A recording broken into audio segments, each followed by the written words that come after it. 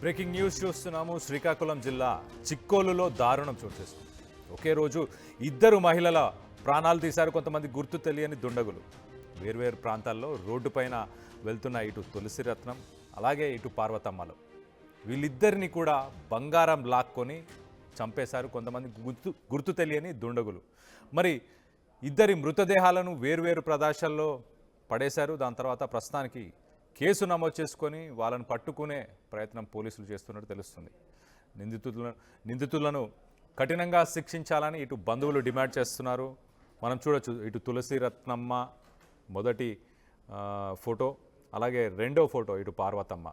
ఇద్దరి దగ్గర మరి బంగారం లాక్కొని వెళ్ళిపోయారు దుండగులు, గుర్తు తెలియని వాళ్ళు. మరి ఇటు పార్వతమ్మకి కానీ లేకపోతే ఇటు తులసి రత్నకి తెలిసిన వాళ్ళే చేశారా, ఊర్లో ఉన్న వ్యక్తులే చేశారా, ఎవరు చేశారు అన్న కోణంలో ప్రస్తుతానికి పోలీసులు అయితే గాలింపు చర్యలను చేపడుతున్నారు.